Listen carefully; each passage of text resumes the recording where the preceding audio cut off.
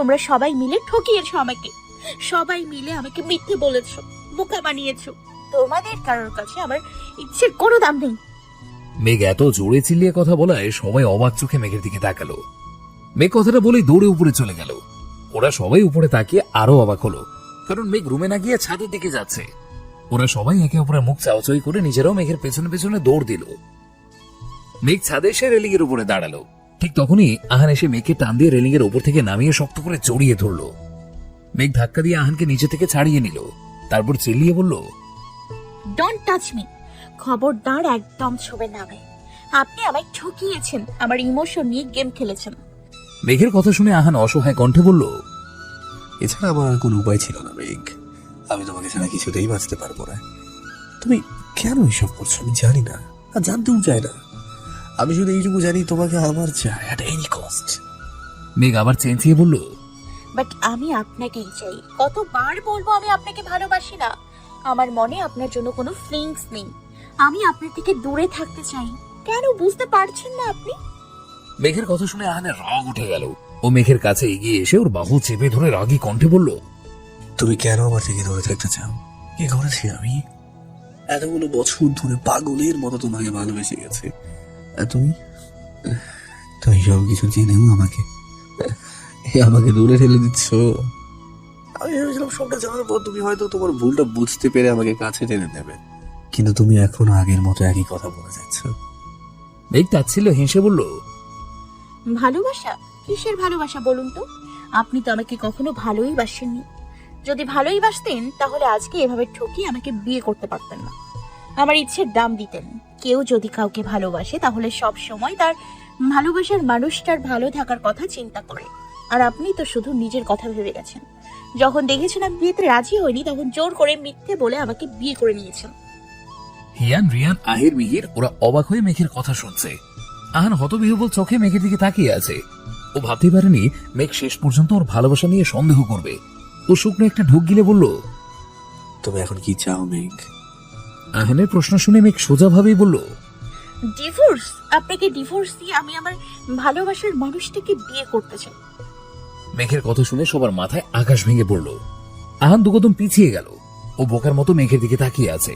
ওর কানে বারবার মেঘের বলা, আপনাকে ডিভোর্স দিয়ে আমি আমার ভালোবাসার মানুষটাকে বিয়ে করতে চাই, এই কথাটাই বাজছে। ও ভাবতেই পারছে না মেঘ অন্য কাউকে ভালোবাসে। মিহির মেঘের সামনে এসে বলল, তুই কি অন্য কাউকে ভালোবাসিস? মেঘ মাথা নিচু করে আস্তে করে বলল, হ্যাঁ। কথাটা বলার সাথে সাথেই মিহির নিজের গায়ে সর্বশক্তি দিয়ে মেঘকে কষিয়ে একটা চড় মারল। এত জোরে চড় মারায় মেঘ ঠাস করে ফ্লোরে পড়ে গেল। ওর গালটা চলে যাচ্ছে। জীবনে হয়তো এত জোরে কেউ ওকে মারেনি, তবে গালের থেকেও মনের মধ্যে বেশি কষ্ট লাগছে। বুকের বামপাশটা বড্ড জ্বালা করছে। একটা সময় যে মানুষগুলো ওকে সবসময় আগলে রাখতো, তারা আজকে ওকে আঘাত করছে। তবে এতে ওর কোনো আফসোস নেই। ও তো এটাই চায় যে সবাই ওকে ভুল বুঝুক, যাতে ও যদি মরেও যায় তাহলেও যেন কেউ ওর জন্য আফসোস না করে। মিহির চিল্লিয়ে বলল, নিজের মুখে আবার হ্যাঁ বলছিস? তো লজ্জা করছে না? ইচ্ছে করছে তোর গলা টিপে এখানে মেরে ফেলি। আরে আমরা তো সামান্য নাটক করেছি বিয়েটা দেওয়ার জন্য, তাতেই তুই আমাদের ঠকবাজ বলছিস। তুই তো আমাদের থেকে বড় ঠকবাজ। আনপ্রকে ভালোবাসার কথা বলে এখন আবার বলছিস তুই অন্য কাউকে ভালোবাসিস। ছি, এতটা নিচে কিভাবে নেমে গেলি তুই? মিহিরের কথা শেষ হতেই আহান এক পা দুপা করে পেছাতে পেছাতে মেঘের দিকে তাকিয়ে বলতে লাগলো, ওকে মেঘ পড়ি, তুমি যা চাইবে টাইম হবে। আমি তোমার লাইফ থেকে চলে যাব। তুমি আমাকে ডিভোর্স দিয়ে যাওয়ার আগে নিজের মতো করে নতুন করে সবটা গুছিয়ে দিও। তোমার ভালোবাসার মানুষটাকে বিয়ে করে সুখে শান্তিতে সংসার করিও। দোয়া করি তোমার কখনো যেন আমার মতো অবস্থা না হয়। কথাটা বলতে বলতেই আহান পেছাতে পেছাতে ছাদ থেকে বেরিয়ে গেল। আহানের যাওয়ার দিকে তাকাতে মেঘের চোখ থেকে দুফোঁটা পানি গড়িয়ে পড়ল। আহির এসে মেঘের হাত ধরে টেনে ফ্লোর থেকে উঠিয়ে দাঁড় করালো। তারপর বলল, আমার জীবনের সবচেয়ে বড় ভুল হলো তোর মতো স্বার্থপর মাকে নিজের বোন ভাবা। তুই কারো ভালোবাসা পাওয়ার যোগ্যই না। আজকে তুই আমার ভাইকে যতটা কষ্ট দিয়েছিস, একদিন দেখিস তুই এর থেকে বেশি কষ্ট পাবি। রিভেঞ্জ অফ নেচার এ বলে একটা কথা আছে, জানিস তো? আজকে যেটা করি একদিন সেটা সুদে আসলে ঠিক পেয়ে পাবি। কথাটা বলে আহির মেঘকে আবার ফ্লোরে ছুঁড়ে মারলো। তারপর হনহন করে ছাদ থেকে চলে গেল। ওর সাথে সাথে মিহির, হিয়ান, রিয়ান, অভিও ছাদ থেকে নেমে গেল। মেঘ ওদের যাওয়ার দিকে তাকিয়ে হাও মাও করে কেঁদে দিল। ওর কান্নার শব্দ এই অন্ধকার রাতের সাথে মিলিয়ে গেল। সবাই এতক্ষণ ওর কঠিন কথাগুলো শুনেছে, কিন্তু এখন ওর এই চিৎকারগুলো কেউই শুনতে পেল না। কেউ জানতেও পারলো না ও কতটা কষ্ট মনের মধ্যে চেপে রেখে ওই কথাগুলো বলেছে। আজ 4 দিন ধরে নিজেকে রুম বন্দি করে রেখেছে মেঘ। ও নিজেকে কেমন জ্যান্ত লাশ মনে হচ্ছে। সেদিন রাতে ও ছাদ থেকে নিচে নেমে দেখে রিয়ান, হিয়ান, অভি, আহির, মিহির ওরা সবাই আহানকে খুঁজতে যাওয়ার জন্য বের হচ্ছে। মেঘ ওদের কথা শুনে বুঝতে পারে আহান ছাদ থেকে নেমে তখনই বাসা ছেড়ে বেরিয়ে গিয়েছে। মেঘকে নামতে দেখে মিহির ওর হাত ধরে টেনে নিয়ে গিয়ে গাড়িতে বসিয়ে সোজা বাড়িতে নিয়ে আসে। বাড়িতে আসার পর মেঘ ওর রুমে চলে আসে। সেদিন যে রুমে ঢুকেছে তারপরও আর রুম থেকে বের হয়নি। সার্ভেন্ট এসে সময় মতো ওকে খাবার দিয়ে যায় ঠিকই, কিন্তু মেঘ এক বেলাও ঠিক করে খাবারটা খায় না। কোনোরকম ওষুধ খাওয়ার জন্য একটুখানি খায়। সারাদিন বেডের এক কোনায় শুয়ে শুয়ে আহানের কথা ভেবে কান্না করে। মাঝে মাঝে কান্না করতে করতে যখন ওর মাথায় ভয়ঙ্কর যন্ত্রণা ওঠে তখন ও বালিশ দিয়ে মুখ চেপে ধরে চিল্লিয়ে কান্না করে। তবে মুখে বালিশ চেপে ধরে সেই কান্নার শব্দ কারো কানে গিয়েই পৌঁছায় না। মেঘ আসোয়া হয়ে বিছানার সাথে হেলান দিয়ে ফোনের গ্যালারিতে আহানের কিছু পিক দেখছিল।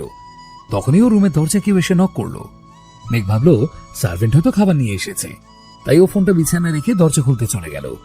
দরজাটা খুলতে ও অবাক হলো, কারণ ওর সামনে হিয়ান দাঁড়িয়ে আছে। হিয়ানের চোখে মুখে স্পষ্ট রাগের ছাপ। মেঘ কিছু বলতে যাবে তার আগেই হিয়ান মেঘকে সাইড করে গটগট করে রুমে ঢুকে রুমের দরজাটা লক করে দিল। দরজা লক করতে দেখে মেঘের ভ্রু কুঁচকে এলো। হিয়ান মেঘের দিকে তাকিয়ে কর্কশ গলায় বলল, এত কিছুর পরেও তুই রুমে ঢুকে এভাবে শান্ত হয়ে বসে আছিস? লাস্ট 4 দিন ধরে আমরা প্রত্যেকটা মানুষ আহানকে পাগলের মতো খুঁজে চলেছি, আর তোর তো আহানের কথা মনে হয় মনেই নেই। সে মরে আছে না বেঁচে আছে সেটা নিয়েও কোনো তোর মাথা ব্যথা নেই।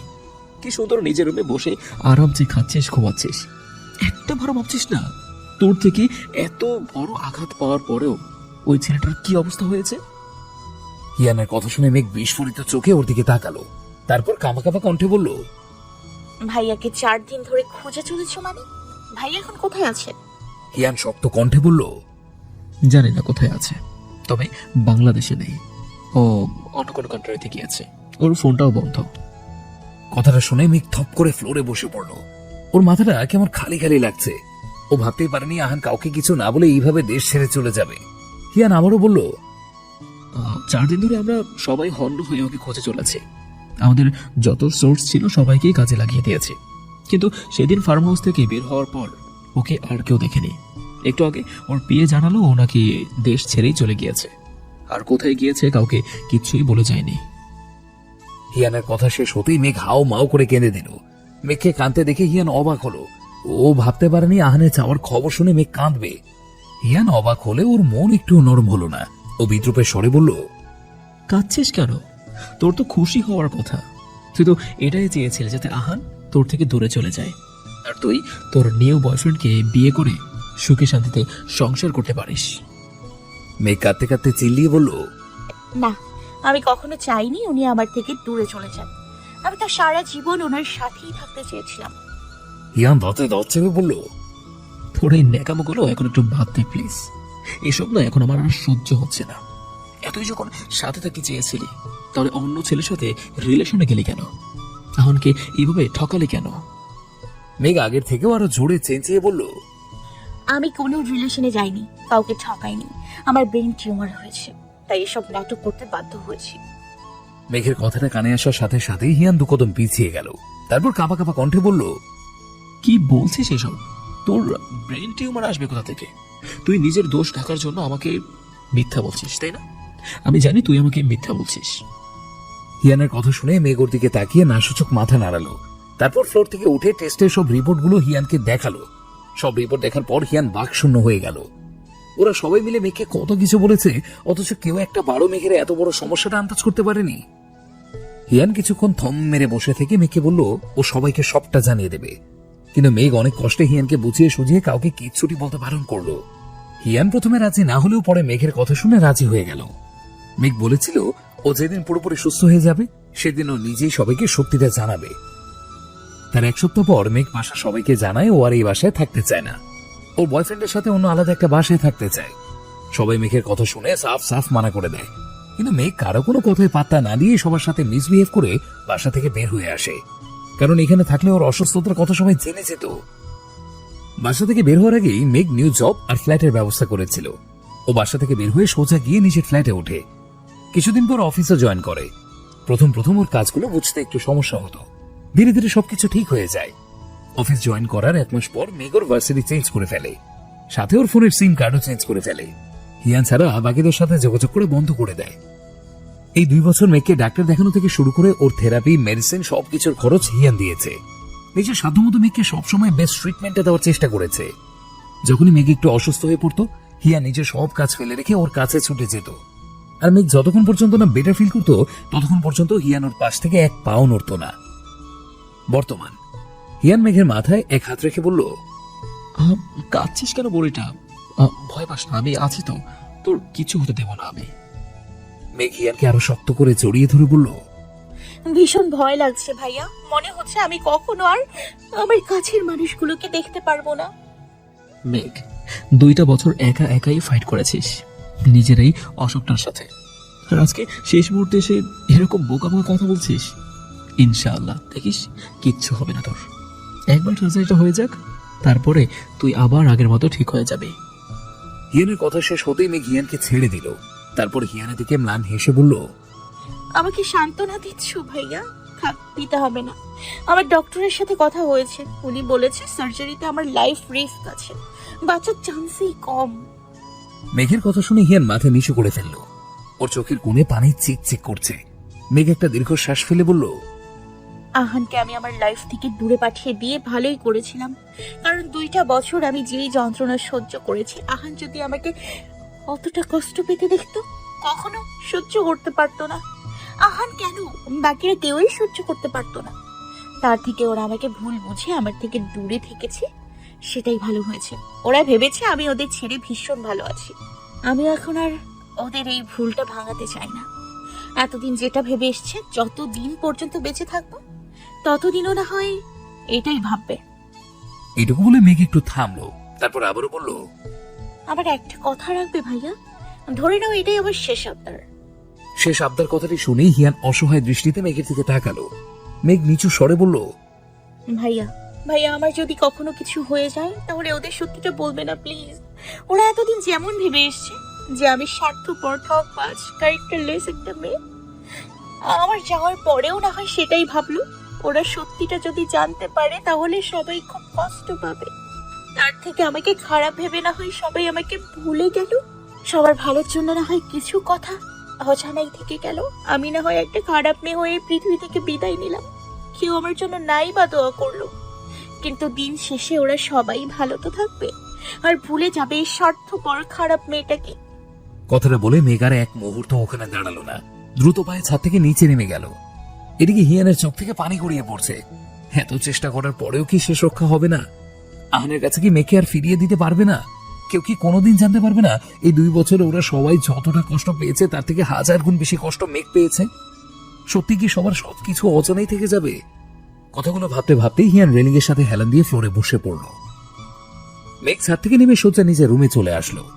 সেখানে এসে রুমের দরজা বন্ধ করে বালিশে মুখ গুজে ফুঁপিয়ে কেঁদে উঠলো। কাঁদতে কাঁদতে কখন ঘুমের দেশে পাড়ি জমালো বুঝতেই পারলো না। ঘুম যখন ভাঙলো, তখন বিকেল 4:30 বাজে। মেঘ শোয়া থেকে উঠে বসে দেয়াল ঘড়ির দিকে তাকাতে ওর মাথায় আকাশ ভেঙে পড়লো। ও এত সময় পর্যন্ত কিভাবে ঘুমিয়েছে বুঝতেই পারছে না। এখনো ব্রেকফাস্ট, লাঞ্চ কিছুই করা হয়নি। মেডিসিন গুলো খাওয়া হয়নি, শাওয়ার নেয়নি, নামাজ পড়েনি, সবকিছু একদম এলোমেলো হয়ে গেছে। সকালে কিছু না খেয়ে ছাদে চলে গিয়েছিল। ছাদে যাওয়ার পর ওর ডাক্তার ওকে ফোন করে জানায় সামনের সপ্তাহে ওর সার্জারি হবে, আর অপারেশন থিয়েটারে যখন তখন ওর যা কিছু হয়ে যেতে পারে। ও যাতে মেন্টালি নিজেকে সেইভাবে প্রিপেয়ার করে। সার্জারিতে আরো কিছু কমপ্লিকেশনস হতে পারে, ডাক্তার সেগুলো ওকে জানায়। সব শুনে মেঘের মনে হয়েছিল ও হয়তো আর বাঁচবেই না, তাই তখন হিয়ানকে জড়িয়ে ধরে ওইভাবে কেঁদে দিয়েছিল। মেঘ একটা দীর্ঘ শ্বাস ছেড়ে ওয়াশরুমে চলে গেল শাওয়ার নেওয়ার জন্য।